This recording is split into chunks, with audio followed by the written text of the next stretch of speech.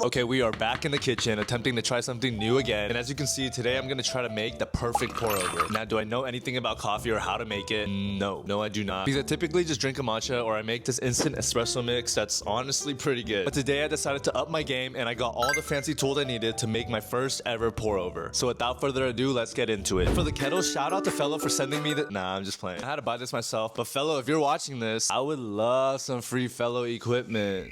And as far as the coffee beans go, like I said, I don't know anything about coffee. I can't tell you anything about these either other than the fact that they're from Taiwan. Because I can't even read anything on here, so it's just gonna be a blind taste test. And reveal.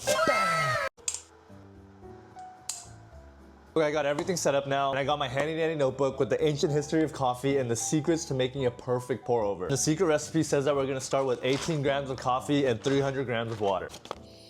Whoa, that smells good. Here, all right, 18 grams, here we go. Oh, that is way too much. Wonder how precise I need to be because I'm sitting at 17.9 right now, and when I put one bean in, it goes over to 18.2. Let me try taking like a really small one out. Oh, 18, perfect, let's get it. Okay, now we're gonna pop this open, and I already set the...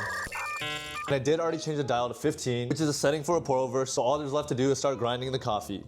Let's see how long this takes. Yo, this is kind of easy. I thought it was gonna be like super hard to grind, but this is like really smooth. And I'm assuming I just go until I stop hearing the grinding noise. Oh, we're done. All right, here's a look at our coffee ground. I'm not too sure if this is too coarse or too fine, but it looks good to me. Get a filter out. We are running the Kalita Wave filter. Okay, I did see in the video they said to rinse out the filter first so there's not that papery. And after the rinse, we're just gonna go ahead and now that the filter is clean, we can officially start. Okay, I'm gonna pour that in. I'm gonna give it a little tap so it's all even and flat. And since this is my first time, we're just gonna go with the basic method and have 2 pours. The first pour just being to bloom. Second pour is just to get everything through, I guess. I don't really know. So first pour for 30 seconds just to get the bloom.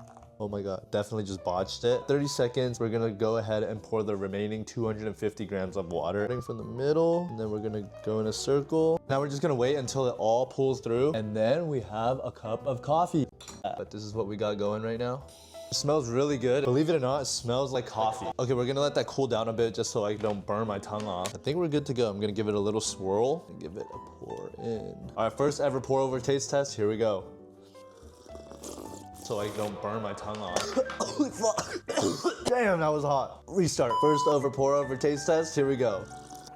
Okay, like I said, I don't know anything about coffee, but I will say it's a little bitter. That means I did something wrong, right? Probably because my pour was so terrible, so it tastes terrible. But being that this is my first time, I will say that overall, this was a success. This was really fun, and I'm gonna continue to do this until I get the technique down and until my coffee tastes good. But until then, I'm still gonna go ahead and finish this bitter cup of coffee, and I'll see y'all next time. Cheers.